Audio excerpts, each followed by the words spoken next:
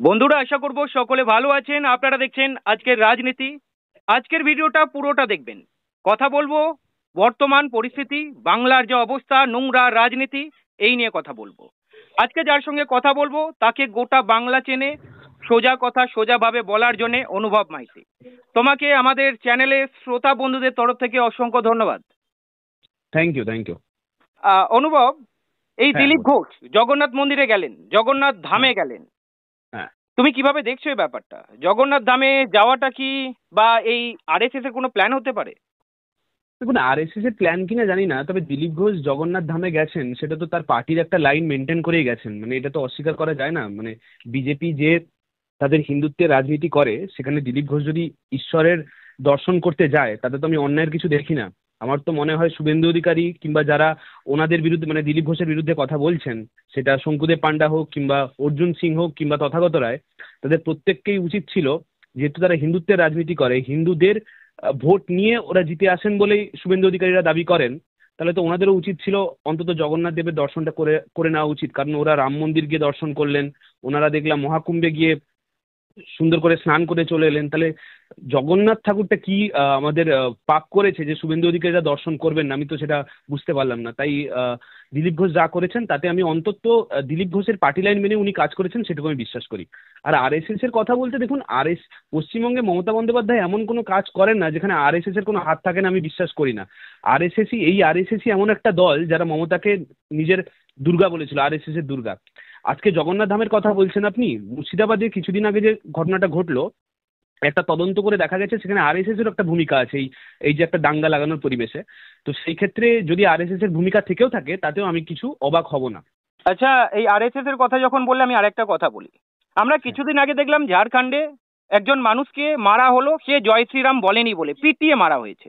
আমাদের হুম, বাংলাতেও একই জিনিস দেখতে পাচ্ছি। আজকের বা হুম, গতকালের ঘটনা, পার্ক সার্কাসে হুগলিতে কোনো একজন কোনো একটা মাদ্রাসা স্কুলে পড়ান উনি। উনি বাড়ি যাচ্ছিলেন ক্যানিং এ। ট্রেনের মধ্যে ওনাকে জয় শ্রীরাম বলতে বাধ্য করা হয়, উনি বলেননি বলে। পার্ক সার্কাস স্টেশনে ওনাকে মারধর করে ফেলে দেওয়া হয়। কিভাবে দেখবে এই ব্যাপারটা? বাংলাতেও কি এই কালচার খুবই ঢুকে গেল? খুবই খারাপ ভাবে। মানে আমি তো বাংলাতে আজ অব্দি, আমরা তো অনেক বছর ধরে রাজনীতি করছি, আমি তো বয়সে অনেক ছোট, আপনারা তো অনেক বড়, এবং আপনাদের আগের যাদের আমাদের বাপ ঠাকুর দ্বারা যারা রাজনীতি দেখে এসেছিলেন, জ্যোতি বসুর আমলে বলুন কিংবা বুদ্ধদেব ভট্টাচার্যের আমলে বলুন, তারা কখনো অন্তত বাংলায় এই দৃশ্য দেখেনি। যখন গোটা দেশ জুড়ে ওই বাবরি মসজিদ নিয়ে দাঙ্গা লেগেছিল, তখন জ্যোতি বসু বলেছিলেন এই রাজ্যে যদি কেউ দাঙ্গা করতে আসে তার মাথায় সোজা গুলি করবেন। উনি ছিলেন বলে আজ অব্দি কখনো বাংলায় আমরা একটা দাঙ্গা দেখতে পারতাম না। আমরা দেখতাম উত্তরপ্রদেশে ওই মসজিদে গিয়ে বা মন্দিরে গিয়ে আপনার গরুর মাংস ফেলে আসা, কারোকে জয় শ্রীরাম বলে কোনো মুসলিমের দাড়ি ছিঁড়ে নেওয়া ইত্যাদি ইত্যাদি, এইসব ঘটনা কিন্তু আমরা শুনেছি। কিন্তু এই ঘটনা কখনো বাংলায় হতে পারে তা কিন্তু আমরা এতদিন অব্দি বিশ্বাস করতাম না। এবং এটা আজকে করতে হচ্ছে, তার কারণ দুজন দায়ী এর কারণে। একজন হচ্ছে মমতা বন্দ্যোপাধ্যায়, যার জন্য আজকে বিজেপি রাজনীতিটা করতে পারছে, এবং বিজেপি তো করেই আসছে এই রাজনীতিটা। আপনি বাংলার আমাকে একটা উদাহরণ দিলেন, আমি বলছি কিছুদিন আগে একটা স্কুলে একটা ক্লাস 2 এর বাচ্চা, সে জয় শ্রীরাম বলেনি বলে তার টিচার তাকে কান ধরে ক্লাসে দাঁড় করিয়ে দিয়েছে, তাকে মারধর করেছে, একটা ক্লাস 2 এর মুসলিম বাচ্চা। ভাবুন তো আমরা কোন পরিবেশ তৈরি করছি, কোন রাজনৈতিক একটা এই যে অবক্ষয় হচ্ছে এতদিন ধরে, যেটা বাংলা দেখেনি, আজকে আমরা দেখতে পাচ্ছি। এটা কার সৌজন্যে দেখতে পাচ্ছি? এর উত্তর তো মমতা বন্দ্যোপাধ্যায়কে দিতে হবে, দিনের পর দিন যেটা হয়ে আসছে। এবং এটা আমি কিছুদিন আগে আরেকটা খবর দেখলাম যে ওই বিরিয়ানির কোন একটা দোকানে, একটা মুসলিমের বিরিয়ানির দোকানে, সেখানে গিয়ে হিন্দুরা আক্রমণ করছে, বলছে জয় শ্রীরাম। কেন? না, পাকিস্তানের কোনো মুসলিম জঙ্গি হিন্দুদের বলেছে, ভারতের হিন্দুদের বলেছে কালমা পড়তে দিয়ে তারপরে খুন করেছে, তাই জন্য ভারতীয় হিন্দুরা ভারতীয় মুসলিমদের উপর অত্যাচার করছে। তাহলে কে আসল দেশদ্রোহী ভাবুন। আপনি জান না, পাকিস্তানের, আপনার যদি রিভেঞ্জ নেওয়ার থাকে তাহলে যান আপনি পাকিস্তানের মুসলিমদের গিয়ে অ্যাটাক করুন, পাকিস্তানের মুসলিমদের দাঁড়ি ছিঁড়ুন, পাকিস্তানের মুসলিমদের গিয়ে মারধর করুন। ভারতের মুসলিমের এখানে কোথায় দোষ আছে যেখানে আপনি ভারতীয় মুসলিমদের উপর আক্রমণ করছেন? আপনি প্রশ্ন করুন নরেন্দ্র মোদীকে। মানে এটা তো পাকিস্তান বর্ডার ইন্ডিয়া বর্ডার তো কোনো মশামাছি নয় যে কেউ উড়ে ঢুকে যাবে, ইজিলি ঢুকে যাবে। যেখানে জঙ্গিরা ঢুকে অ্যাটাক করে মেরে চলে গেল, সেখানে আমরা নরেন্দ্র মোদীকে প্রশ্ন না করে এই সমস্ত হিন্দু বীর, হিন্দু সম্রাট যারা নিজেদেরকে মনে করে, তারা রাস্তায় গিয়ে কোন মুসলিমের দাড়ি ছেড়ে দিচ্ছে, তারপরে লাঠি দিয়ে মারধর করছে, তোমাদেরকে জয় শ্রীরাম বলতে হবে। পাকিস্তানের জঙ্গিরা কি করলো তার জন্য ভারতীয় মুসলিমদের তাদের প্রায়শ্চিত্ত করতে হবে। এই ভারতবর্ষ আমরা তৈরি করছি, এই পশ্চিমবঙ্গ আমরা তৈরি করছি, এই রাজনীতিক একটা পরিবেশ আমরা তৈরি করছি। এর জবাব তো মমতা বন্দ্যোপাধ্যায়কে দিতে হবে। এতদিন ধরে যারা করেছেন এই কাজগুলো তারা অ্যারেস্ট হয়েছেন কিনা তার জবাব পুলিশ মন্ত্রীকে দিতে হবে। এটা কি মমতা বন্দ্যোপাধ্যায় দিতে পারবেন? আজকে দিনের পর দিন তিনি যে রাজনীতি করে যাচ্ছেন, উনিও দেখছেন বিজেপি তাদের হিন্দুত্বের রাজনীতি করছে, আমাকেও হিন্দুত্বের রাজনীতি করতে হবে, আমাকে একটা জগন্নাথ ধাম বানাতে হবে। ভালো কথা, আপনি বানান। 26,000 চাকরি খেয়ে নিলেন, আরো ভবিষ্যতে প্রাইমারিতে চাকরি খাবেন, সব লাইনের পর লাইন লেগে আছে। তারপরেও আপনার মনে হলো আমরা গিয়ে ধাম বানাই, হিন্দুদের ভোট পেতে হবে, মুসলিমদের ভোট তো অলরেডি আমাদের আসে, হিন্দুদের ভোট পেতে হবে, তাই এই রাজনীতি করছেন। কিন্তু আমি বলছি যারা এই দুষ্কর্মগুলো করে যাচ্ছে পশ্চিমবঙ্গে, তাদের আপনি কবে জেলের পেছনে ঢোকাবেন, কারাগারের পেছনে ঢোকাবেন? এই প্রশ্নগুলো তো থেকে যায়। আমরা দেখলাম এই পেহেলগাম ইস্যু, এই পেহেলগামে যে ঘটনাটা ঘটেছে সেটার ইস্যুতে পশ্চিমবঙ্গে বেশি এই সাম্প্রদায়িকতার রাজনীতি চলছে। শুরু করলো বিজেপির নেতারা সেকুলার সেকু মাকু বলতে শুরু করলো, তারপরে দেখলাম কিছু মিডিয়া ঝাঁপিয়ে পড়লো। ময়ূক রঞ্জন ঘোষ যেভাবে সেকুলারদের বিরুদ্ধে কথা বলেছে, তুমি শুনে নিশ্চয়ই তোমারও গায়ের রক্ত গরম হয়েছে যদি একজন সেকুলার হয়ে থাকো। আমি সেকুলার, আমি কারোর ময়ূক রঞ্জন ঘোষ কিংবা নরেন্দ্র মোদী কারোর বাপের টাকায় তো ভারতবর্ষে থাকি না। তো ভারতবর্ষের যখন কনস্টিটিউশন বলে দিয়েছে এটা সেকুলার, ভারতবর্ষের জন্য একটা সেকুলার রাষ্ট্র, তাহলে যাদের এটা পছন্দ নয়, এই সেকুলারিজম পছন্দ নয়, তারা ভারতবর্ষ থেকে বেরিয়ে যাক, এই ময়ূক রঞ্জন ঘোষেরা বেরিয়ে যাক। এবং এটা তো দোষটা নরেন্দ্র মোদীর নয়। আজকে নরেন্দ্র মোদী আজকে একটা টুইটারে একটা খুব ভাইরাল হচ্ছে, দেখবেন আপনি, যে নরেন্দ্র মোদী লিখে দিয়েছেন ভারতবর্ষ একটা সেকুলার রাষ্ট্র। আজ থেকে কিছু বছর আগে অটল বিহারী বাজপেয়ী বলে দিয়েছিলেন ভারতবর্ষ একটা সেকুলার রাষ্ট্র। কোন ময়ূক রঞ্জন ঘোষ কি বললো তাতে আমাদের কি এসে যায়? যদি ময়ূক রঞ্জন ঘোষের পছন্দ না হয়, তাহলে ময়ূক রঞ্জন ঘোষ যে দেশগুলো সেকুলার নয়, আমাদের পার্শ্ববর্তী অনেকগুলো দেশ আছে, যেমন ধরুন বাংলাদেশ, পাকিস্তান, আফগানিস্তান, ওরা সেকুলার নয়। আপনি যান না ওখানে গিয়ে পচুন, ওখানে গিয়ে ভালো থাকুন, আপনাকে ভারতবর্ষে থাকার কোনো অধিকার নেই। আপনি জ্ঞান দিচ্ছেন কে বেরাবে কে বেরাবে না। ভারতবর্ষে কি তার বাবার টাকায় খাওয়া হয় নাকি? আমরা কি তার বাবার টাকায় খাই যে আমরা এখান থেকে তার কাছ থেকে সেকুলারিজম শিখবো? আমরা সেকুলার, ভারতবর্ষে 80% মানুষ সেকুলার।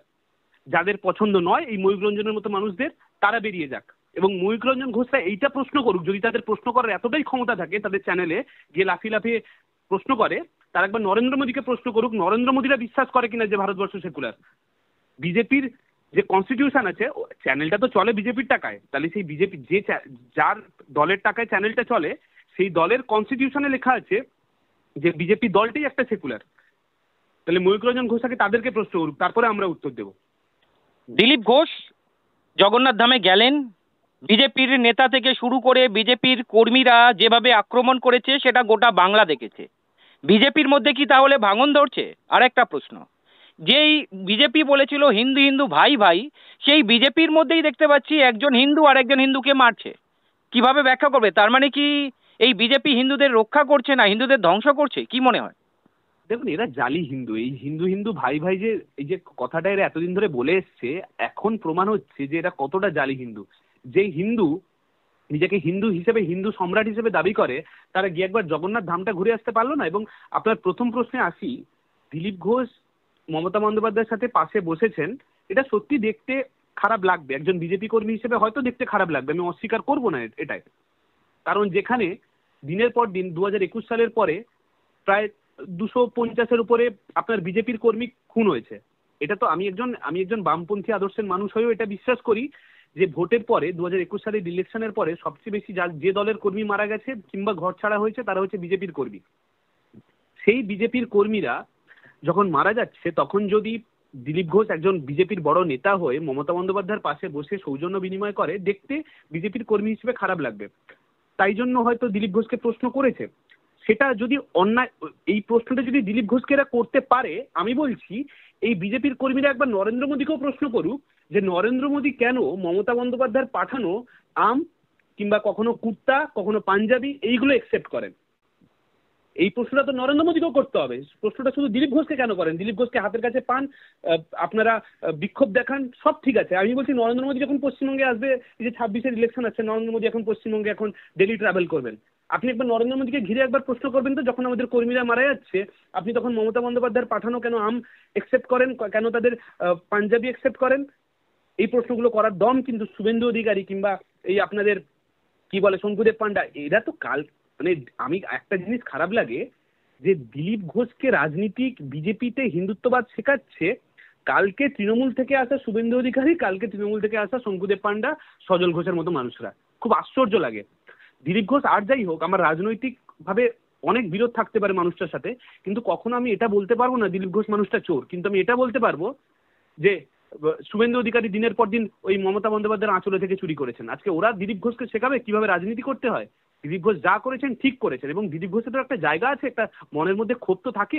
আপনাদের মনে আছে কিনা জানি না, 2019 সালে দিলীপ ঘোষ যখন কাঁথি গেছিলেন, কাঁথি সেন্ট্রাল বাস স্ট্যান্ডে এই শুভেন্দু অধিকারীর কর্মীরা কাঁথি সেন্ট্রাল বাস স্ট্যান্ডে দিলীপ ঘোষকে মারার জন্য কর্মী পাঠিয়েছিলেন। দিলীপ ঘোষকে লুকিয়ে একটা হোটেলের মধ্যে লুকিয়ে বসে থাকতে হয়েছিল, গাড়ি ভাঙচুর করা হয়েছে দিলীপ ঘোষের। আজকে সেই শুভেন্দু অধিকারীরা এসে দিলীপ ঘোষের উপর ছড়ি ঘোরাবেন, আর দিলীপ ঘোষের মতো নেতা যে পশ্চিমবঙ্গে আজকে এতগুলো বিজেপিকে এত উঁচু স্থানে নিয়ে এসছেন, এতগুলো সিট পাইয়ে দিয়েছেন, তাদের উপর ছড়ি ঘোরাবেন, সেটা দিলীপ ঘোষ কেন মেনে নেবেন আপনি বলুন তো? দিনের পর দিন দিলীপ ঘোষকে কিভাবে পার্টিতে সাইডলাইন করা হয়, কিভাবে আজকে দেখলাম মেদিনীপুরে তাকে টিকিট দেওয়া হলো, যেখানে উনি একটা জায়গা থেকে জানেন যে ওইখান থেকে লড়লে উনি জিতবেন, তাকে হারিয়ে দেওয়ার জন্য কিভাবে তাকে মেদিনীপুরে ঠেলে দেওয়া হলো, এই বর্ধমানে ঠেলে দেওয়া হলো। তো এই জিনিসগুলো তো মানুষ দেখছে, দিলীপ ঘোষও দেখছেন যে মানুষটার উপর দিনের পর দিন আক্রমণ করা হয়েছে। তারপরে উনি খুশি মনে, উনি হয়তো শুভেন্দু অধিকারীদের মেনে নিয়েছিলেন যে তোমরাই হও আমাদের দলের নেতা, তারপরে ওই শুভেন্দু অধিকারী যে রাগ থেকে গেছে, এই যে মুখ্যমন্ত্রী হওয়ার যে একটা ইচ্ছা, চেয়ারে বসার যে একটা ইচ্ছা, সেখান থেকে দিলীপ ঘোষের উপর যে হিংসা থেকে এই কাজগুলো করছে, সেটা দেখতে খারাপ লাগে। কিন্তু ওটা ওদের দলের ব্যাপার, ওরা কিভাবে সামলাবে কিভাবে সামলাবে না সেটা ওনারাই বুঝে নেবেন। এবং আমরা তো দেখেছি শুধু আজকের এই জগন্নাথ ধাম বলে নয়, দিলীপ ঘোষ যখন বিয়ে করলেন, তখন যখন শুভেন্দু অধিকারীকে বু মেনে প্রশ্ন করা হলো আপনি শুভেচ্ছা জানাবেন, তখন উনি ওই একটা বড় চ্যানেলকে ইন্টারভিউ দিতে গিয়ে বলেন কেন, আমি কেন শুভেচ্ছা জানাবো? দেখুন, একটা মানুষ বিয়ে করেছে, নিজের দলের একজন বড় নেতা বিয়ে করেছে, তাকে শুভেচ্ছাটুকু জানাতে উনি আপত্তি বোধ করেন, সেই মানুষকে নিয়ে আর কি বলবো বলুন তো? আমি বলছি দিলীপ ঘোষ আজকে, আমার যা বিশ্বাস দিলীপ ঘোষকে আমি যতটা চিনি বা আমি যতটা মনে হয় দিলীপ ঘোষের মতো মানুষ কখনো বিজেপি ছাড়বেন না। আপনি বুকে হাত রেখে বলতে পারবেন, বিজেপির নেতারা বলতে পারবে যে অর্জুন সিং আজকে যে দিলীপ ঘোষকে গাল দিচ্ছে সে কালকে তৃণমূলে যাবে না, এই শঙ্কুদেব পান্ডা কালকে তৃণমূলে যাবে না, এই শুভেন্দু অধিকারী কালকে বিজেপি ছেড়ে দেবে না? আপনি বুকে হাত রেখে বলতে পারবেন? বলতে পারবেন না। কিন্তু দিলীপ ঘোষ, আমার বিশ্বাস এখনো অব্দি আজকের দিনে দাঁড়িয়ে, আমি জানি না উনি কালকে কি করবেন, অন্তত আমার বিশ্বাস উনি এই বিজেপি দলটাকে ভালোবাসেন, এবং বিজেপি দলের উত্থানের পিছনে ওনার যে হাতটা আছে সেটা কেউ অস্বীকার করতে পারে না। আজকে অনেক নেতা, বিজেপির নেতা অনেক কিছু বলতে পারে যে আমরা মোদিজিকে দেখে ভোট দিয়েছিলাম, মোদিজিকে দেখে মানুষ ভোট দিয়েছে, দিলীপ ঘোষ কিচ্ছু নয়। আচ্ছা, মোদিজিকে দেখে তো 2026 সালেরও ইলেকশন হয়েছিল, তাহলে 2026-এ আপনাদের অবস্থা এরকম হলো কেন? 18টা থেকে 12টা সিট হয়ে গেল কেন? সংগঠন মোদিজি এসে করে দিয়ে যায় না, সংগঠন অমিত শাহ এসে করে দিয়ে যায় না, সংগঠন দিলীপ ঘোষের মতো মানুষরা করেছিলেন বলেই আজকে আপনারা বিজেপি এতটা উত্থান হয়েছিল। আজকে সেই দিলীপ ঘোষকে আপনারা ব্যাকফুটে ফেলে দিচ্ছেন। ভালো, আপনারা করুন, মানে আমাদের তো মজাই আসছে, আমরা এনজয় করছি জিনিসটা। দিলীপ ঘোষ কিংবা বিজেপি দলটা যত উচ্ছন্নে যাবে, আমরা বিশ্বাস করি আমাদের লড়তে সুবিধা হবে। কারণ এই দলটা থাকলেই মমতা বন্দ্যোপাধ্যায়ের এই দলটা মিলে, তারা দুজন মিলে যে বাইনারি তৈরি করেছে সেইটা আমরা ভাঙতে পারবো। এটা যত উচ্ছন্নে যাবে আমরা তত আনন্দে থাকবো।